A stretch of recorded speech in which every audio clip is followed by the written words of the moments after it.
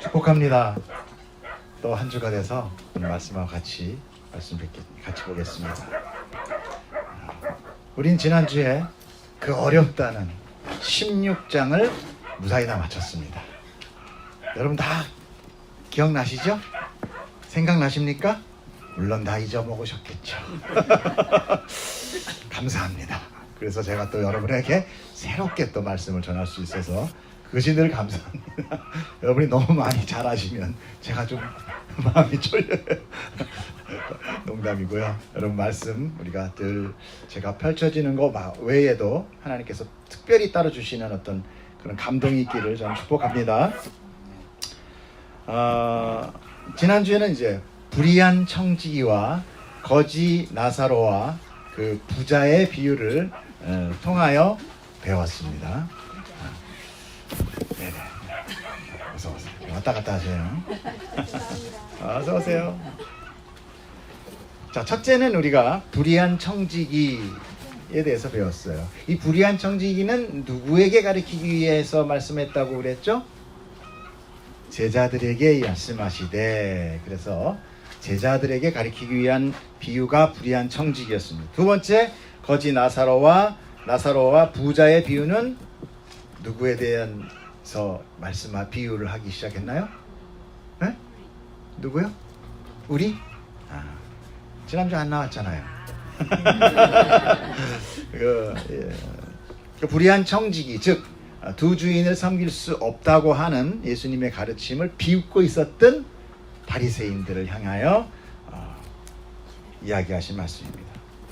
불의한 청지기는 주인의 것을 자기의 것으로 착각하여 낭비하며 살아가던 자가 주인의 해고로 인하여 그제서야 정신을 차리고 어떻게 했습니까? 여태까지 살아오던 자기의 삶이 아닌 그 다음의 생을 준비하는데 자기의 모든 지혜와 또 주인의 소유, 자기가 아니잖아요. 주인의 소유를 이용하며 대비했다.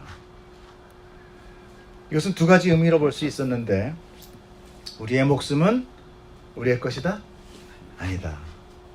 하나님께서 우리에게 잠시 이 땅에서의 유한한 목숨을 허락하신 거다. 내 것이라면 어찌 불현듯하게 닥치는 죽음이 나에게 있을 수 있어요. 다 내가 준비하겠죠. 만약에 유한하다 하더라도. 근데 불현듯하게 닥치는 것입니다. 아무 준비 없이 닥치는 것입니다. 이제는 안전하다 할 때 닥치는 거예요.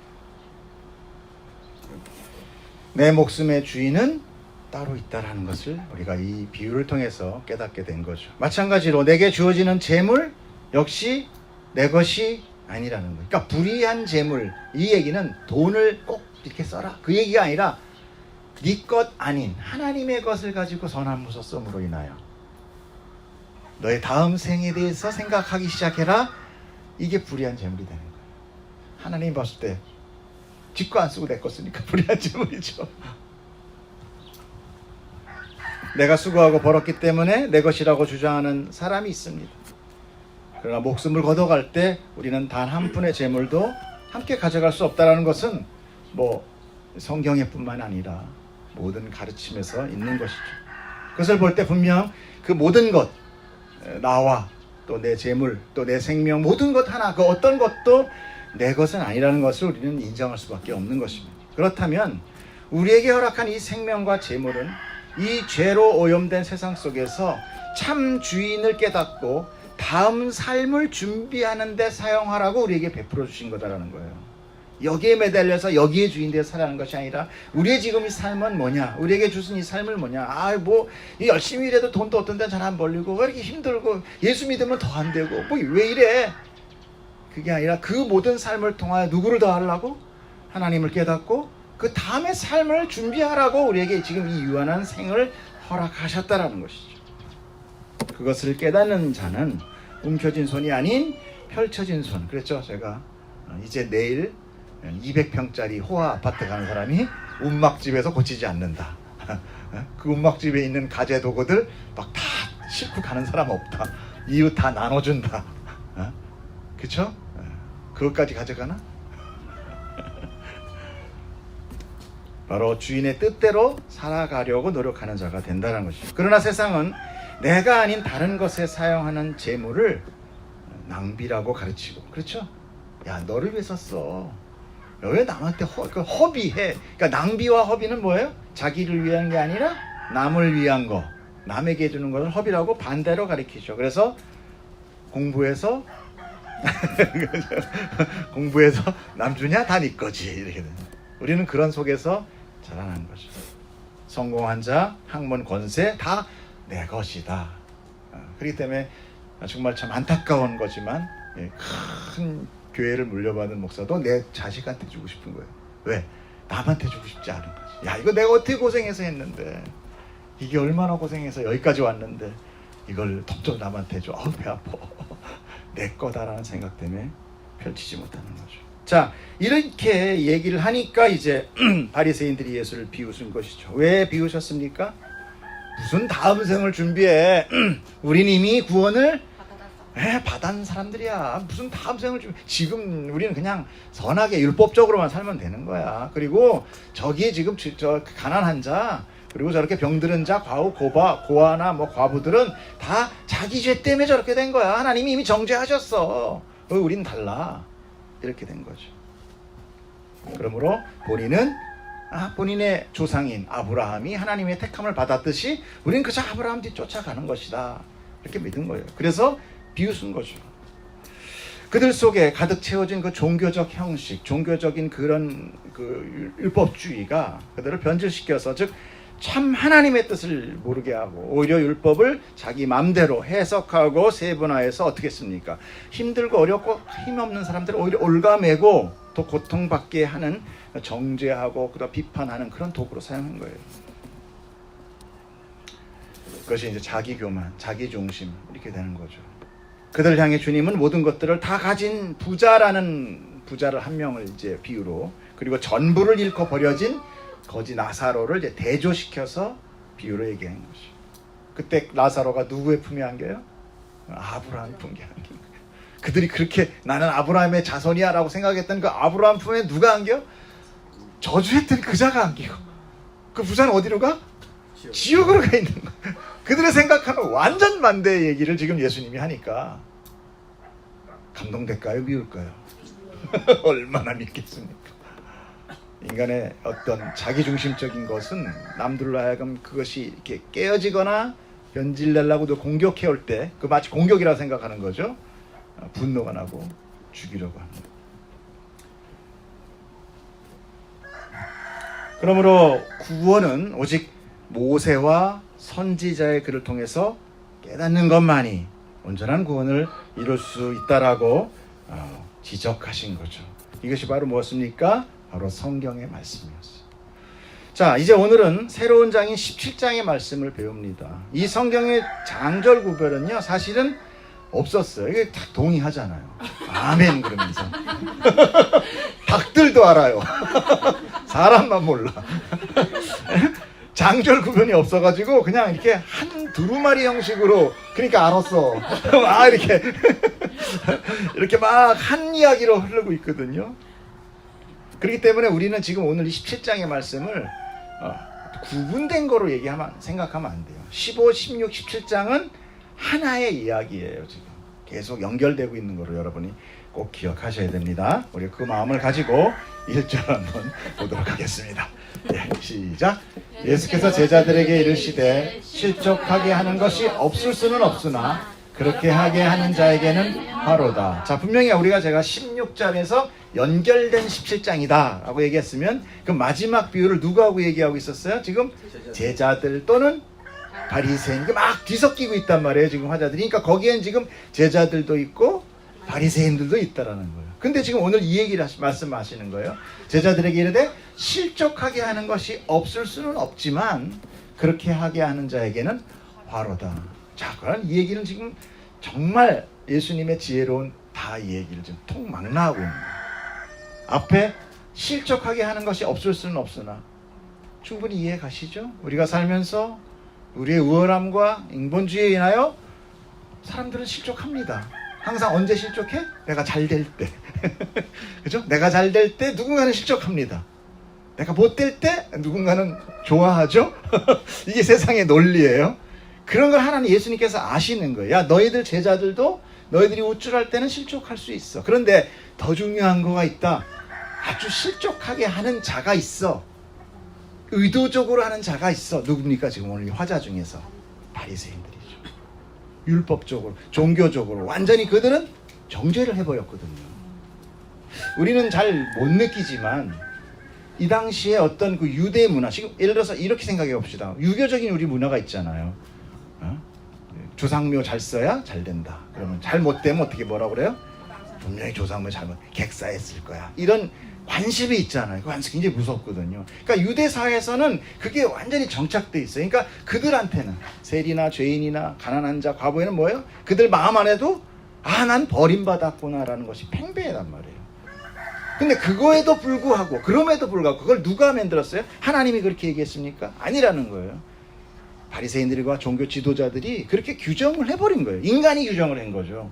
그 관습에 의하여 그렇게 정죄받은 것, 이게 지금 그들로 하여금 실족하게 하는 거예요. 무슨 얘기인지 아시겠죠? 그래서 우리가 지금 처음에 이 말씀을 볼 때 첫 번째는 지금 이 말씀 가운데 실족하게 하는 것이 나와요. 그런데 이 참 말씀이 조금 어려운 건 뭐냐? 두 번째는 갑자기 뭐가 나와요? 용서해라라는 말이 나옵니다. 그리고 세 번째는 제자들이 믿음 좀 주세요 라는 얘기가 나와요. 그러니까 주제가 지금 실족하게 하는 것에서 용서해서 믿음으로 왔다가 그 다음에 네 번째는 어떻게 되냐면 어떤 종의 순정에 대한 말씀이 막 뒤섞여서 나와요. 이래서 좀 어려워요. 이게 여러 가지 주제를 통해서 얘기를 하고 있기 때문에 이게 무슨 얘기인가 하는데, 그렇지만 여러분은 복 받은 사람이죠? 왜요? 김 목사가 성령 충만해서 풀어줄 겁니다. 지난주보다 안 어려워요. 이게 지난주 얘기를 했기 때문에, 지지난주 계속 이 말씀을 드렸기 때문에 이게 쉽게 풀릴 겁니다. 믿어지진 않겠지만 예, 잘 봅시다.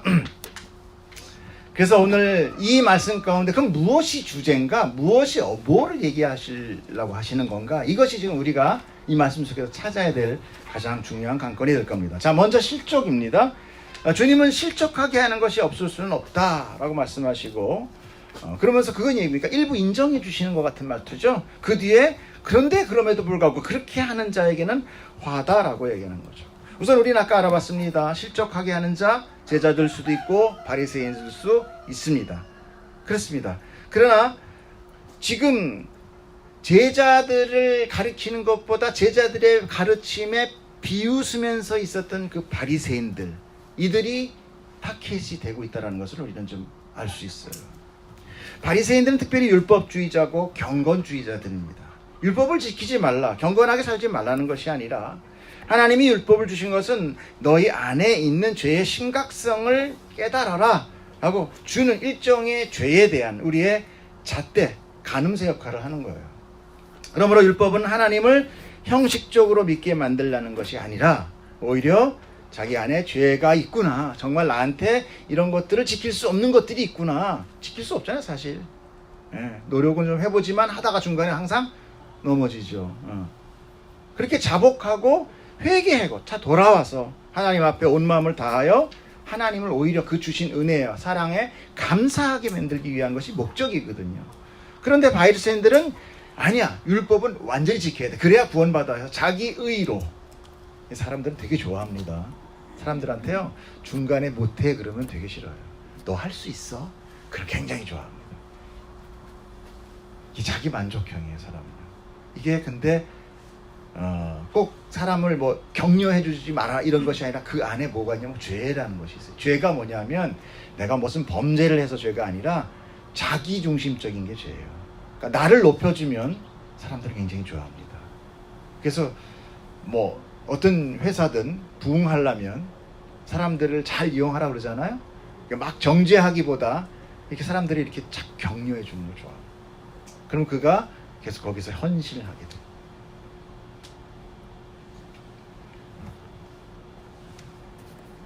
그래서 오늘 이런 지금 오늘 예수님의 어떤 실족에 대한 어떤 근본적인 그 원인들은 바리새인들이 율법을 만들어서 사람들을 실족하게 하는 바로 그것을 지적하고 있는 것입니다. 여러분, 신앙생활을 하면서 우리도 실속할 수 있어요. 왜 그렇습니까? 신앙생활 자체가 이 세상의 논리로 봤을 때 안 맞아요. 안 맞아요. 그렇죠? 한 대 맞으면 뭐 이쪽 밥 내라, 뭐 하나 주면 둘 줘라. 이게 사실 이 수학적 개념의 경제적 논리에 이게 맞아요? 이건 망하는 첩경이에요. 안 맞아요. 그렇기 때문에 우리가 이 세상 속에서 정말 서로가 그냥 100m 달리기 하듯이 달려나가는 이런 세상의 경쟁 속에서 이렇게 우리가 뭐 주일날 예배드리고 기도하고 이런 시간은 그들로 하여금 낭비예요. 낭비. 또 우리가 사실 이렇게 막 신앙을 열심히 믿고 한다고 해서 막 교회 잘 찍어서 막 정말 부자가 되든가요? 그 사람들은 거의 다 막 다 가서 이렇게 막 주여 주여 주시옵소서로 어떤 거의 기도는 주시옵소서잖아요. 기도 이코로 주시옵소서.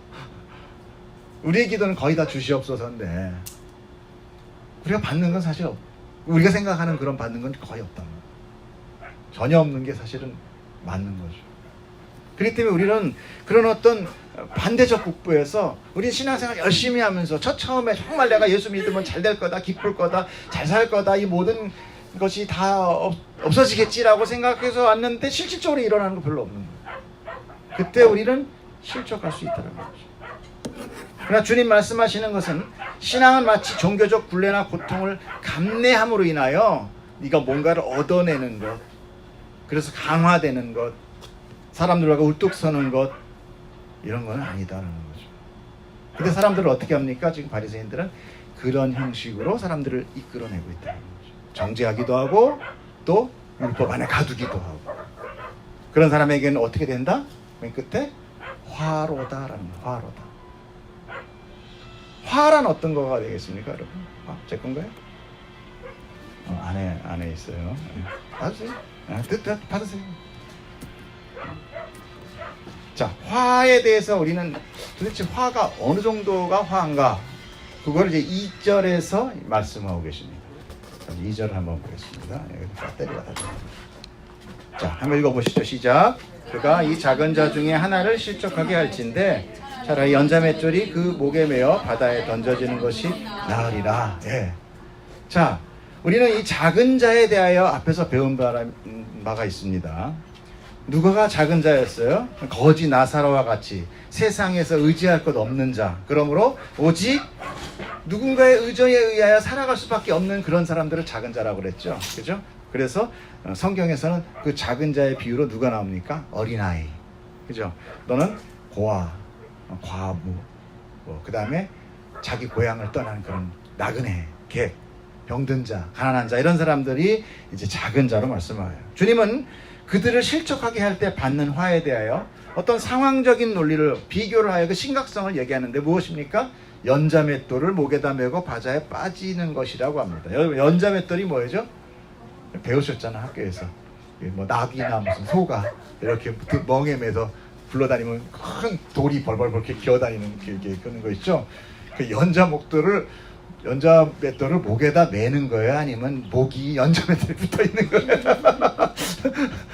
어마어마하게 큰 돌을 지금 목에다 이렇게 묶어서 그 이제 바다에 던져진다, 물속에 던져진다는 거죠. 그럼 뭐 어떻게 되는 거예요? 익사에 죽죠. 또 그가 거기서 빠져나올 수 없다라는 거잖아요.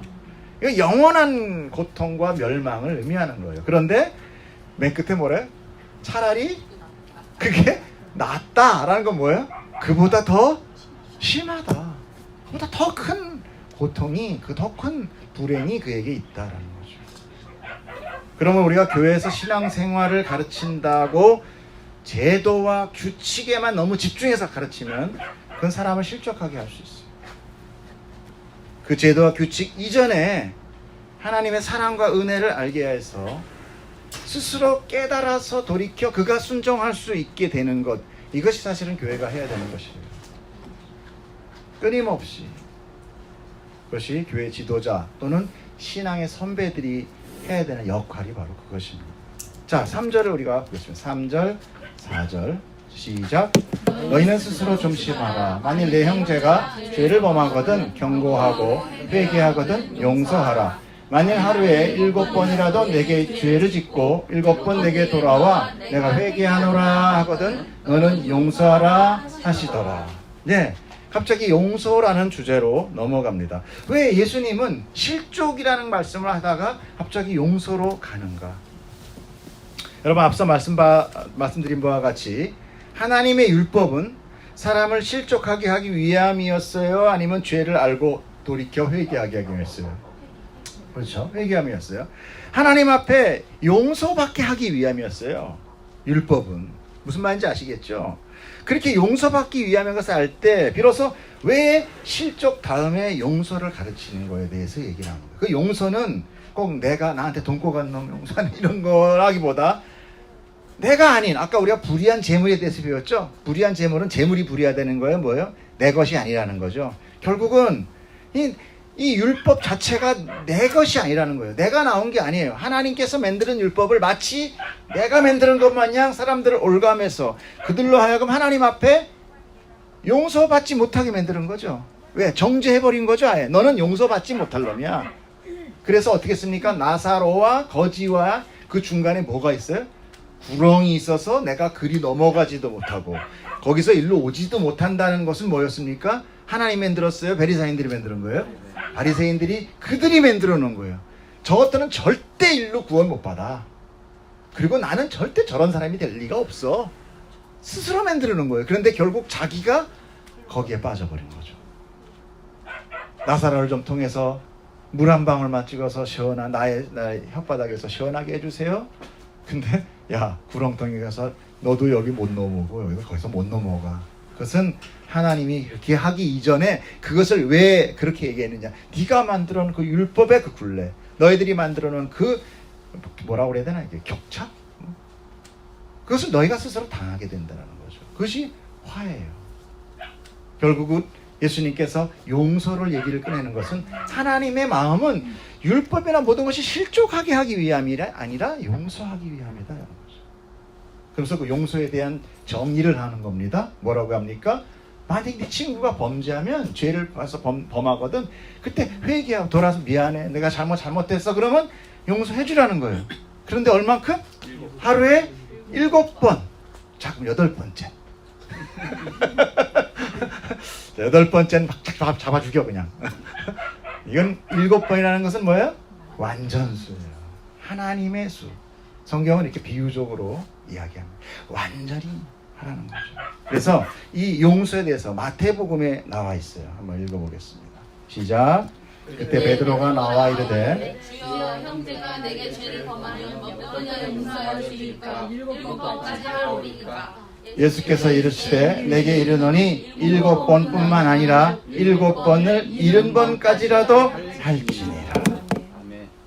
그래서 또 요거를 계산을 해요. 사람들은 491번째는 용서 못해. 내가 다 맞았어. 근데 내가 491번째부터는 절대 용서 못해. 왜? 성경에 나와 있어. 넌 죽었어 이제. 이렇게 사람이 말씀을 항상 누구중심적으로? 자기중심적으로 해석을 하는데 바로 그것이 문제되는 거죠. 이 7이라는 것은 완전수고, 그러므로 끝없이 무한정 용서하라는 거예요. 이 얘기는 누구의 지금 용서를 말씀하시는 겁니까? 하나님이 나에게 대한 용서예요. 내가 이렇게 용서 받는다라는 거예요. 지금 이 순간도.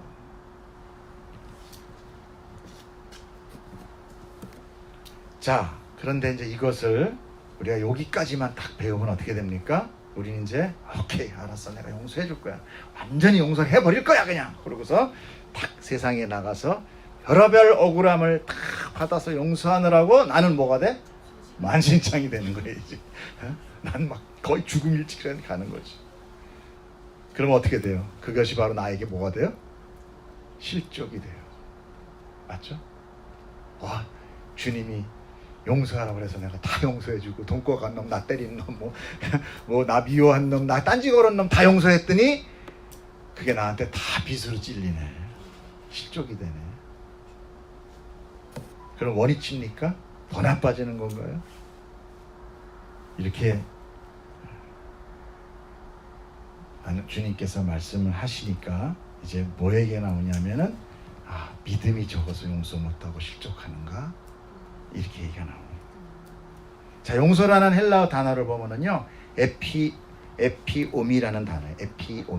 에피오미라는 단어인데, 그 의미가 용서하다라는 뜻 외에 뭐가 있냐면 여러분 기가 막힙니다. 탕감하다라는 뜻이에요. 뭐가 생각나요? 불의한 청지기. 빙고. 우리는 오늘 이 용서를 탕감이라는 단어로 적용하는 게 훨씬 오늘 이 말씀을 이해하는데 굉장히 빠릅니다. 탕감하면 불의한 청지기의 비유가 떠오릅니다. 그 탕감의 원천인 재물은 누구의 거였어요? 맞습니다. 바로 주인의 재물이었어요. 그런데 그 불의한 청지기가 언제 채무자들에게 빚을 탕감해 주기 시작했죠? 해고 통지 받았을 때. 그죠? 그러므로 그가 누리던 재물이 자기 것이 아니라는 것을 깨닫고 그때부터 어떻게 했어요? 엄청난 빚을 마구마구 탕감하기 시작했죠. 어떻게 그 큰 돈을 그렇게 탕감할 수 있었을까? 내게 아니라. 아, 빙고. 내 거가 아니기 때문에. 여러분, 이게 바로 용서예요. 여러분, 내가 왜 엉망됩니까? 내 용서를 해주기 때문에 내가 엉망되는 거예요. 성경의 말씀 알겠어요? 성경이 지금 이걸 하나님께 쓰시면서 야, 네 용서 좀 해줘라 이렇게 얘기하겠어요? 지금 누구의 용서를 말씀하고 계시는 거예요? 하나님의 용서를 말씀하고 계시는 거예요. 네가 용서해 주는 거 그거 내가 이미 널 용서해 준 거야. 네 거 아니야. 네가 안타까워할 거 없어. 네가 미워할 거 없어. 그거는 바로 네 거야. 네 불의한 청지기나 똑같아. 주인의 재물을 직거로 하니까 이자도 더 받고 빨리 일로 집어넣어. 돈 꿔줄 테니까. 이러고 뜯어먹던 놈이 바로 불의한 청지. 여러분, 용서는 내 용서가 아닙니다. 이미 내가 용서를 받았기 때문에 그 용서로 내가 용서를 하는 거니까 내 용서가 아닌 하나님의 용서가 나한테 흘러가는 거지. 이해가십니까? 여러분, 우리 성도가 세상의 사람과 다르다는 것이 뭡니까? 성도는 내 훈련, 내 믿음, 내 용서, 내 은혜, 내 궁율, 내가 도와주는 무슨 그런 어떤 은혜, 이걸로 거룩하고 착하게 사는 자가 성도가 아니라 나는 아무것도 아닌데 하나님이 나한테 부어주신 걸로 흘러가게 하는 통로로 살아가는 자가 성도예요. 그러니까 억울할 거 없어. 내 거면 못 줘요. 줘도 어떻게 돼? 뒤에다 써놓죠. 그리고 어떻게? 에나멜 칠칠해. 그리고 위에 또 스카치 테이프 붙여. 혹시 물 떨어져서 번지면 어떡하나, 지워지면 어떡하나. 여러분이 나한테 이렇게 내가 용서해 줬는데. 여러분, 만약에 내 용서를 내가 한다면 7번은 그냥 한 번 더 하기 힘들어요. 그러나 이 용서가 내 것이 아니라 하나님의 것이라고 깨달을 때 우리는 용서를 마치 불의한 재물같이 남발할 수 있는 거예요. 내 거 아니라고 그랬죠. 남발 그러니까 좀 가벼운가요? 주님 말씀하신 대로 7번씩 70번까지, 아니 그보다도 더 많이 할 수 있게 돼. 왜 그래요? 내 것 아니고 내가 이미 그보다 더 많이 용서받고 있기 때문에. 자, 이렇게 얘기하니까 제자들이 뭐라고 얘기합니까? 5절 읽어보세요. 시작. 사도들이 주께 여짜오되 우리에게 믿음을 더했어요. 자, 지금 제자들이 지금 예수님이 말씀하시는 용서의 의미를 알았나요? 아직 모르고 있나요? 아직 잘 이해 못한 거예요. 여러분 이해했어요? 안 했어요? 사도보다 나아요. 여러분 사도보다 나습니다. 왜 그래요? 성경이 있기 때문에 그런 거예요. 그러니까 지금이 어떤 때? 은혜의 때인 겁니다. 여러분 그걸 아셔야 돼요. 그래서 주님이 뭐라고 그래요? 십자가 매기 전에 주인보다 큰 자는 없지만 너희들은 나보다 더 큰 일을 하게 될 거야. 왜? 어떻게 더 큰 일을 하게 됩니까? 성경이 우리에게 알려주기 때문에. 그럼 이걸 모르면 모르는 거죠. 언제까지? 영원히 모르는 겁니다. 영원히.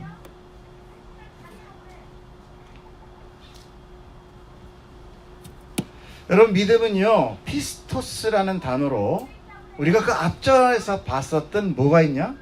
충성하다 이거예요. 충실, 성실이란 뜻이 있습니다. 그래서 우리는 불의한 청지기의 비유를 마치며, 아니 정리해 주시면서 부연 설명하면서 이런 얘기했어요. 제가 읽어드릴게요. 지극히 작은 것에 충성된 자는 큰 것에도 충성되고, 지극히 작은 것에 불의한 자는 큰 것에도 불의하느니라. 너희가 만일 불의한 재물에도 충성하지 아니하면, 이게 뭡니까? 네 것 아닌 거에도 충성하지 못하면 누가 참된 것은 너에게 주긴, 야 네가 어떻게 내 생명 받을 수 있어? 그 생명도 네 거라 그럴 거 아니야. 그렇죠? 너희가 만일 남의 것에 충성하지 못하면, 남은 누구예요? 하나님 거잖아요. 누가 너희 것을 너희에게 주겠느냐? 내가 주고 싶은 것도 넌 못 받는다. 지파인이 두 주인을 섬길 수 없나니 혹 이를 미워하고 저를 사랑하거나 혹 이를 중히 여기고 저를 경히 여길 것임이라. 너희는 하나님과 재물을 겸하여 섬길 수 없느니라. 우리가 주인 되어 살든지 하나님이 주인 되어 살든지 둘 중에 하나지, 둘이서 함께 주인을 섬길 수 없다는 것이죠. 우리의 충성은 내 모든 것이 나의 것이 아니라는 것을 깨달을 때 비로소 가능할 수 있는 거예요. 어떻게 우리가 충성합니까? 어떻게 우리가 순종해요? 순종 못합니다. 솔직해집시다. 우리가 무슨 순종을 해요? 그렇지 않아요? 목사도 순종 못하는데. 그래서 우리가 헌신이 힘든 거예요. 헌신을 근데 하던데요, 헌신하던 사람은 어떻게 돼요? 헌신 안 하는 사람을 정죄합니다. 왜? 내 헌신이니까. 나 이만큼 하는데 저 새끼 맨날 놀더라. 꼭 저 늦게 오더라 저. 아우 저 그냥 확 그냥. 어? 또 뭐예요? 헌금 못하는 거예요. 내가 이거 어떻게 벌었는데? 어? 아유 절대 못 줘. 내 거니까. 여러분, 내 취미를 위해서는요, 많은 시간, 어떤 재물도 아까워요, 안 아까워요? 아까워요, 안 아까워요? 안 아까워요. 새로운 모델 나오면 바로 가서 와. 아까워요, 안 아까워요? 안 아까워요. 그만한 가치가 있다고 생각해요, 안 해요? 있다고 생각해요. 그러나 나를 위하여 그 모든 것을 용서하신 하나님 앞에서 단 몇 푼 드리는 것도 마음이 굳어져요. 그게 인간이에요. 그게 죄예요. 내 머릿속에 계산기가 갑자기 슈퍼컴퓨터가 되기 시작해. 막 소수점 100짜리까지 생각해. 손해네.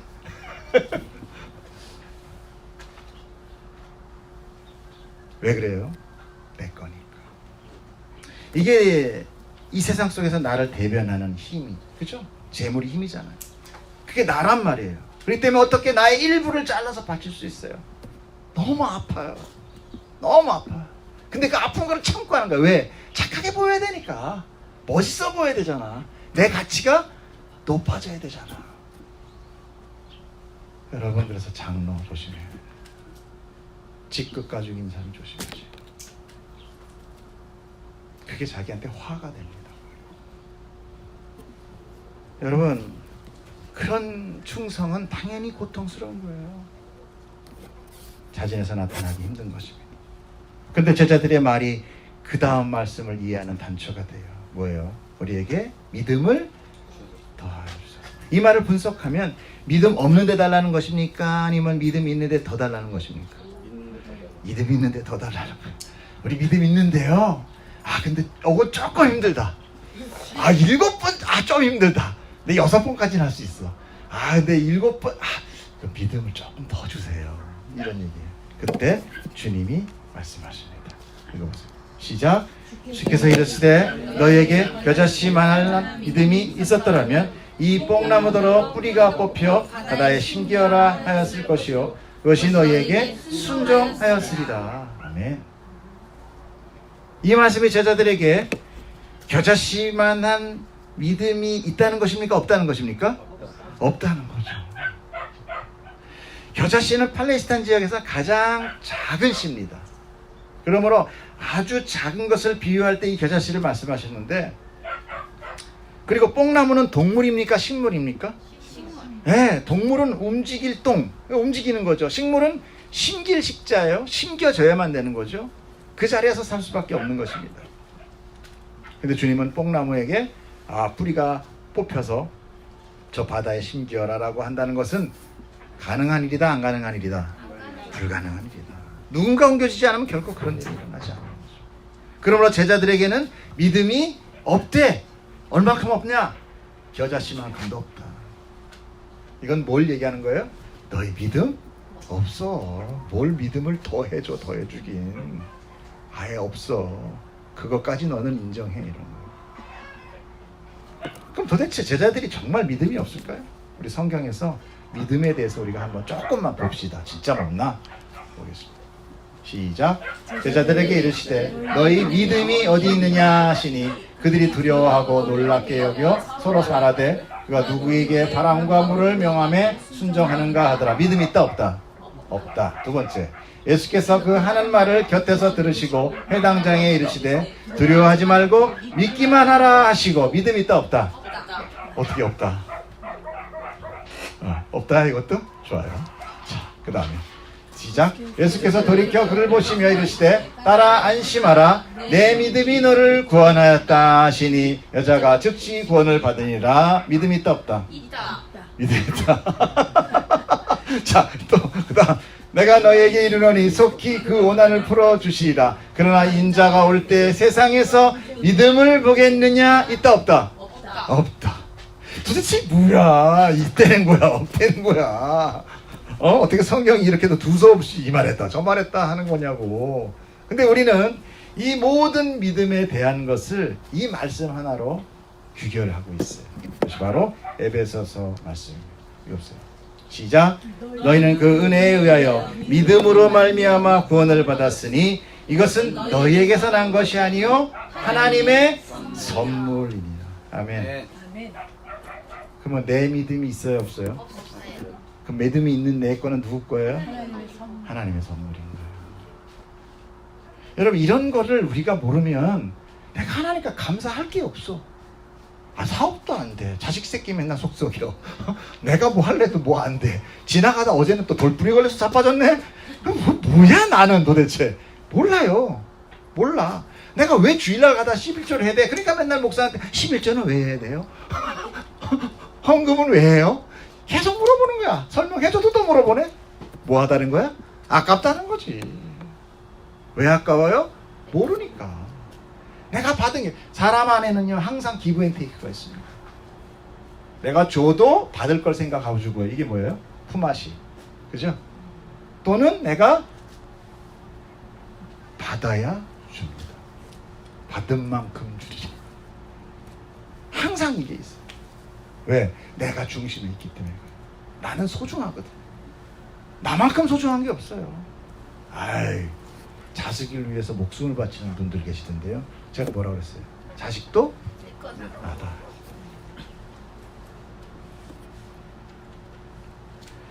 그러므로 믿음은 하나님의 것입니다.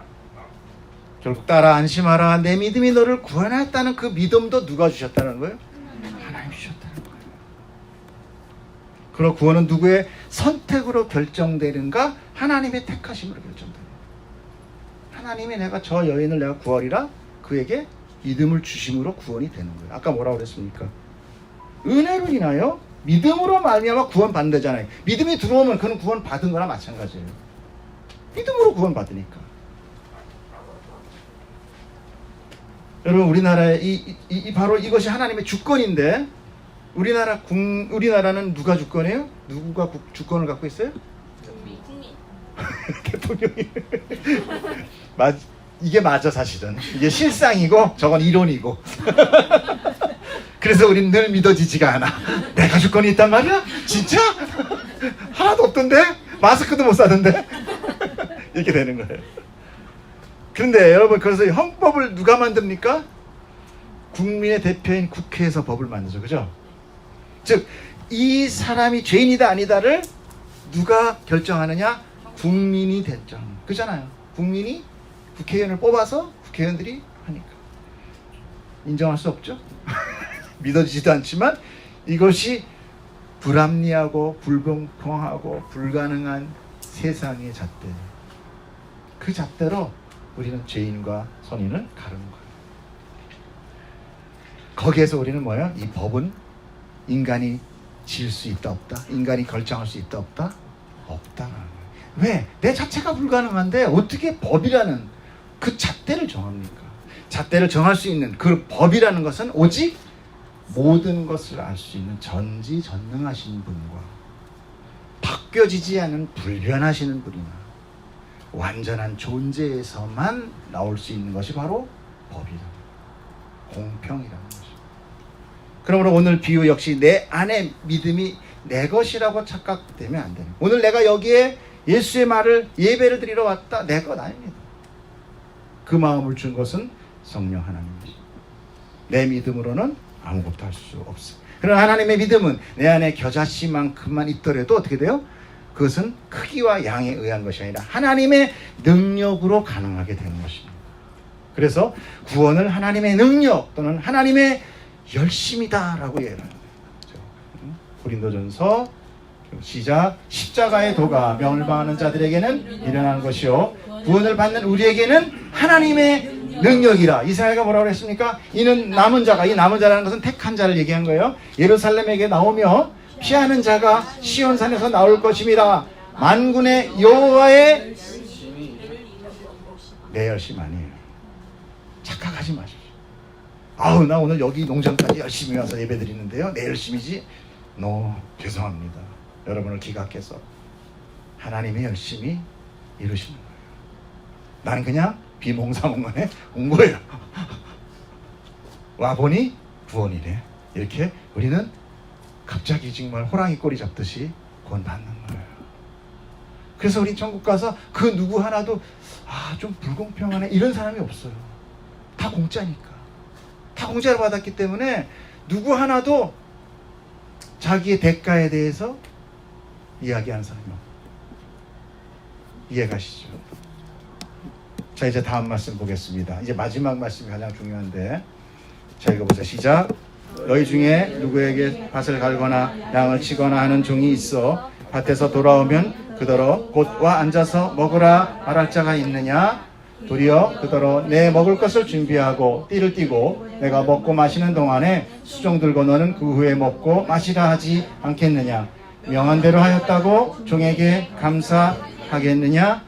이와 같이 너희도 명령받은 것을 다 행한 후에 이르기를 우리는 유익한 종이라 우리가 하여야 할 일을 한 것뿐이라 할지니라. 아멘. 막 할 수 있을 것 같다. 느낌이 이 얘기 무슨 얘기인 것 같다. 안 와요? 조금 이해 가려고 그러는데 아니? 정리해드려? 예, 이래서 내가 필요해. 너무 알아버리면 내가 또 안 돼. 자 이제 갑자기 종에 대한 순종과 고백을 말씀하세요. 자 여기 나오는 종이란 단어는 둘로스입니다. 근데 이 둘로스는 영어 성경에 하인, 서번트가 아니에요. 영어 성경 NIV는 조금 잘못 해석한 겁니다. 하인은 자기의 의지가 있어서 돈벌이를 위해 고용된 자들을 하인이라고 그래요. 그런데 여기 둘로스는 쉽게 얘기해서 노예예요. 노예. 종. 그래서 성경에 나오는 거의 종은 이건데 이거를 어떤 신학자가 뭐라고 얘기하냐? 종 중에서도 어떤 종이냐? 언더보드 슬레이브다.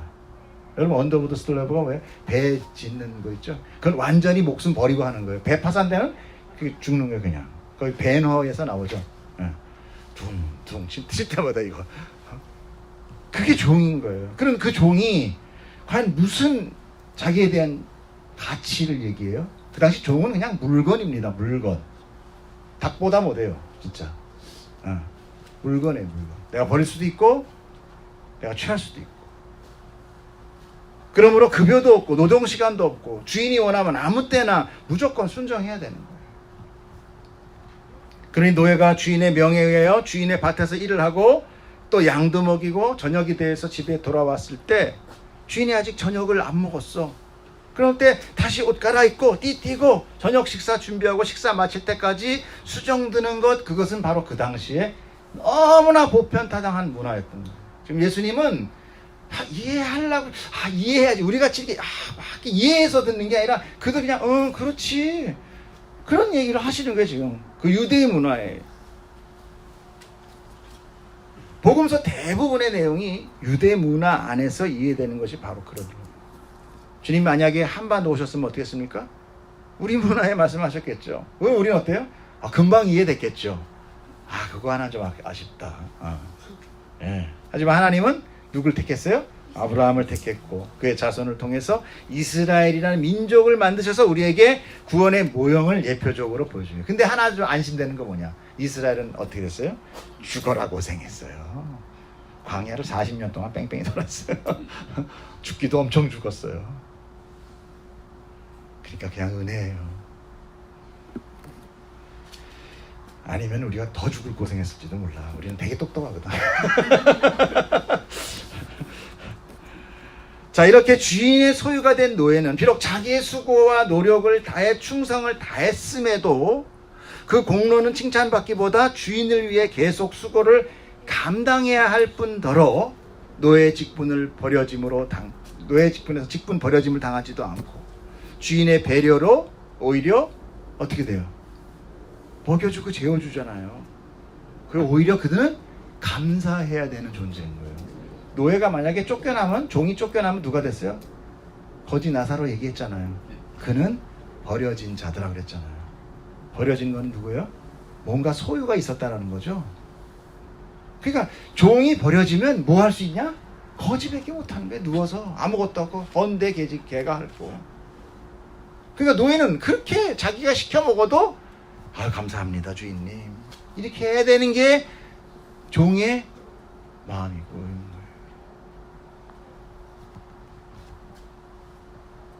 그 노예에게 그 어떤 자기의 소유물이 있을까요? 없어요. 자, 요걸 쫙 정리합시다. 자, 그러면 주님 오늘 왜 말씀 이 마지막에 왜 이런 종의 비유를 하셨나? 눈치채셨다고 저는 믿습니다. 우리가 생각하는 내 용서, 내 믿음, 내 것이 아니라 하나님의 것이며 선물이라는 것을 우리가 배웠다면, 내가 누구를 용서했다고 해서, 내가 무엇을 도와줬다고 해서, 내가 무슨 선한 일을 했다는 것을 통해서 그 업적이나 보답받고 자랑하는 마음을 받을 수 있다 없다? 없다라는 것이죠. 오직 내 믿음 없음과 용서하지 못하는 나의 이 불가능한 자임을 주님 앞에 엎드려 주여 나를 불쌍히 여기소서. 너희 그렇게 해라. 그것이 바로 진정한 제자예요. 하나님과 예수 그리스도를 아는 자는 이것을 고백합니다. 그때 비로소 우리에게 뭐가 허락됩니까? 아까 말했어요. 은혜로 믿음으로 구원에 이른다고 했잖아요. 영생이 허락되고 구원이 임하는 것이 바로 우리가 제일 앞에 불의한 청지기가 그 다음 생을 생각하면서 이렇게 살더라. 요걸 시작을 했잖아요. 이렇게 말이. 그래서 마지막에 어떻게 요 얘기로 쫙 끝나는 거예요. 기가 막히지 않습니까? 누가 이런 3단 4단 노법으로 논문 썼다고 그랬잖아요. 이게 정말 쓸 수 있어요. 그런데 살짝 가려 있는 거예요. 이해할 수 없게. 문자적으로만 알면 어떻게 돼요? 열심히 용서하고 열심히 해서 눈이 이렇게 쭉 째지게 되지. 얼마나 자기가 용서했으니까 얼마나 아파. 그러니까 저 새끼 저놈.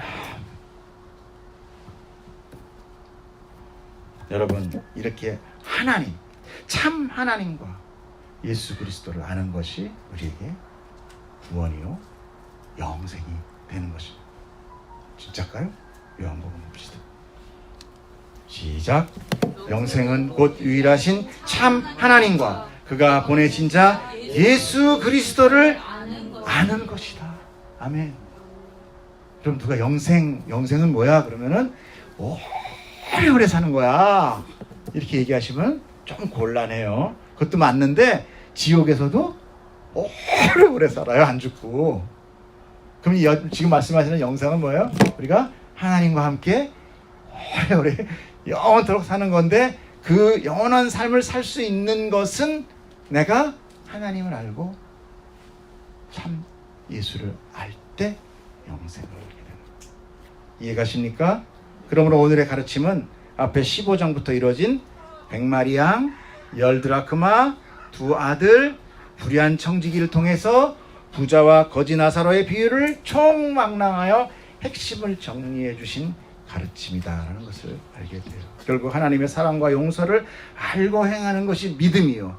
그 믿음마저도 하나님께로부터 왔다라는 것을 우리가 깨달을 때 비로소 우리는 예수 그리스도의 참 제자이며 하나님의 백성의 도리를 삶으로 살게 되는 것입니다.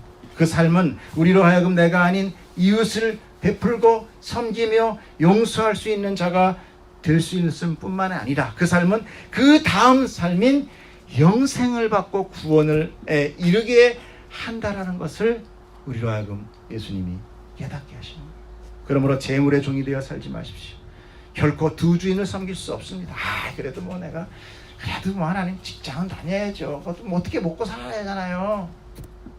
세상은 녹록지 않습니다. 여러분이 구분해야 돼요. 내 재물이 아님을 할 때 베풀고 나누십시오. 그것이 내 안에 예수 그리스도와의 친분이 쌓게 돼요. 친구가 된다고 그랬잖아요. 너의 불의한 재물로 누굴 사기라? 친구를 사기라. 그 친구가 나를 어떻게 보낸다? 영원한 삶으로 보낸다잖아요.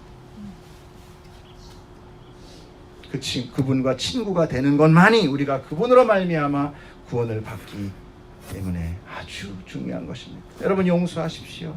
미움은 내 안에 불덩어리를 가두는 것이다 그랬어요. 불을 내 안에 가두는 거예요. 나만 죽겠는 거예요. 사실은 그 사람은 몰라. 이 용서하지 못하는 나만 죽는 거예요. 내가 엄청난 죄를 용서받은 자라는 것을 늘 여러분 깨달을 때 그때 어차피 내 용서 아니기 때문에 내가 용서할 수 있어요. 여러분 용서는 화해가 아닙니다. 용서해 주려니까 가서 내가 잘못했다 친구하자. 나 자존심 상하나 그건 못하겠어. 저 새끼 좀 얼굴만 보면 확 뭐가 올라와. 여러분 용서는 가서 확신하라는 게 아닙니다. 그럼 달라요. 내 안에서 풀어주는 겁니다. 내 안에서 결정하는 거예요. 내가 다시 저 사람을 내 안에 가두지 않겠다. 그게 용서예요. 내 안에 철장의 빗장을 열어서 그를 놓아줘 버리는 거예요. 그 용서가, 그 재물이, 그 믿음이 내게 뭘로 돌아와요? 생명으로 돌아올 줄 믿습니다. 아멘. 기도합시다.